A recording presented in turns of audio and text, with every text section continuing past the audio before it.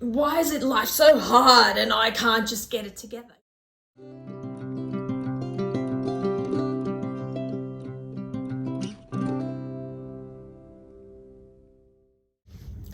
Self-development, or just looking at the what, why, when, where, how, and self, is just such an extraordinary, valuable process. And for a lot of us, we only do it when we're really having an incredibly hard time. And that is why I believe that the universe places us into really difficult situations, because the deeper we have to go into understanding the self, the more difficult our life's been, the more amazing our life becomes as we actually understand how much responsibility we have, and how changing our perspective of life and really understanding ourselves and knowing why we feel the way we do and how we can change things, how that just enhances life in such a way that people will often say to me, oh my God, how are you the way you are? Oh, whoa, you're just so aware, or whatever it is. And that's come from the pain. That's come from trying to find ways to heal myself over a long period of time. And what I wanted to talk about today, particularly, is I went to a lot of talk therapy, and it helped me a lot, to be able to unpack things, to understand just fundamental things. There were some things about myself that I'd got really wrong. I thought I was really lazy and unmotivated. And one of my counselors pointed out to me, you had a breakdown because you worked way too hard. And I was like, yeah, okay. That's wrong. I'm wrong about that. And I had to learn how to have, relationships, to talk to people. I didn't have a voice. So that sort of stuff was really, really helpful. But fundamentally, I couldn't shift the deep feeling of sadness, this deep feeling of pain. I'd had some abuse in my childhood, which had caused a lot of pain, and my mum was not around for a lot of my life.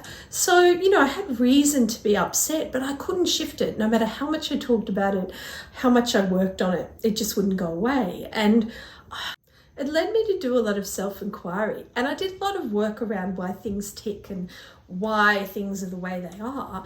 And self-development started to really help me open my eyes. Big part of that was to discover, and this was huge, and I have no idea how this happened, but I began to think about, I actually don't know how that feels. I don't know how it feels to be really safe. Why don't I know that?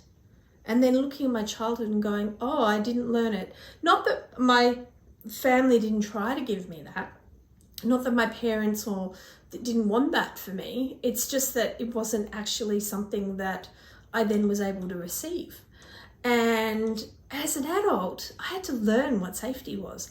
And then I got to think about it and was like, wow, all these emotions that I have that are so difficult, maybe not digging around. Maybe it's not just about digging around and looking at why they're there and feeling the pain of it all, because that makes me feel worse. I used to leave therapy really upset, but maybe I need to just work on how I feel better.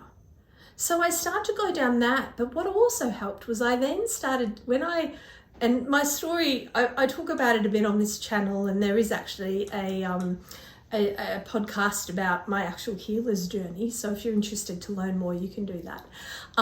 So I won't go into it all now, but I started off as a psychic and then began to see that I was actually a very gifted emotional healer. And I just started doing that. And it was really surprising to me, because people would come to me and say, I think you can help me with blah. And I could. And I was like, what? As I began to do that, I began to realize that people didn't know how to feel okay. They didn't know how to feel safe. They had learned weird emotional states. And I was like, And then when I started to kind of look at psychology and look into Psychology 101 and that sort of stuff, there's a belief structure or an understanding that our emotional world is innate. A lot of our emotional world is innate. We're born with it. And if you have an anomaly, if you've got depression or you're anxious or something, then there's something wrong with you. It's like a disorder. So that's I was like, oh, okay. But then it was like, that doesn't really work for me, because I'm teaching people how to move away from that by learning another way of being. How does that work? The interesting study that has been done over the last 25 years shows us that the emotional world is actually learned. It's not something that it's innate. And therefore, for some of us, we've learned a pretty strange emotional way. And a lot of us have like crazy emotional attachments to things or strange ways that we deal with our emotional world. Learning how to be more aware of your emotional world and then recreating and actually finding a way to be peaceful, for instance, is really powerful. And it really can transform your life forever. So I really suggest that that you start to become aware of, if you're really going through pain at the moment, if you're having a really hard time and you're feeling like, you know, oh my God, like everyone's betrayed me and I don't know how to do me well, I don't know how to do the world well, I suggest that you start looking at not why do I feel that and look at how terrible my life's been or how hard it's been, but what would it be like to be peaceful? If I can train my body to feel peace, then maybe that will come out into the outside world. You know, how can I do that? What are techniques are around? And there's so many meditations. There's so many different ways that people are now starting to teach peace and awareness and all that sort of stuff. This isn't about you having to fix a situation with somebody or suddenly, you know, be okay with bad things that have happened to you. It's more about like if you've had your trust broken, for instance, it's not about how can I repair the trust with that person. It's about how can I learn trust that keeps me safe. And really the answer to that is learning trust is all about learning to trust yourself. And I will do a video on that sometime, I promise. But for now, what I want you to take away from this is that it doesn't matter how much pain you're in, how difficult your life's been, you can learn how to find peace. You can learn how to find calmness. And it's about digging around and seeing the different modalities and things that are available to you to support you. It's about you digging around and looking at all the different things that are there to help you learn and support yourself. Meditation is a really big key. People will often say, I don't know how to meditate. I wasn't going to create any meditation courses because there are so many, and there are so many fantastic things available for free on YouTube. And I also have, you know, meditations available for free on YouTube. But my clients wanted something that was a deep dive, and they said, your meditations are different to anything else that we've ever experienced. And they asked me for more. So I created this course, and the thing that the reason I'm mentioning it is just because of what people are saying that they're receiving from it. So it's kind of amazing to be able to hear firsthand what people get when they're really diving into meditation, particularly when they haven't known how to do it before. And what I find is that because the meditations that I do are quite short, you know, 6 minutes, 8 minutes, and they really ask you to be sort of aware, like your mind is sort of thinking, it's being forced to kind of look at different things. And in order to do that, it kind of lets the mind lets go. And before you know it, without even trying and meditating, and what people are saying is that it affects their whole day. They feel less stressed, they feel more peaceful, and they don't understand that it only takes like 8 minutes twice a day to feel better. You know, it's kind of quite amazing. And eventually you can learn to bring that awareness into your everyday life, and you don't need to meditate every day. You know, it's kind of amazing. So my suggestion is have a look at what's available to you.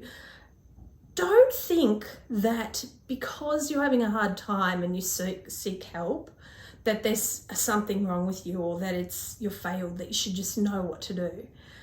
None of us really know what to do. And when we piece it together and we learn from everywhere, we actually get to know what we need to do for ourselves. And your life, no matter how hard life can be, you get this beautiful toolbox to use that means that even if you're sad, even if you're having a hard time, you can find peace in there. There can be a resting place, you know? And that's what I hope.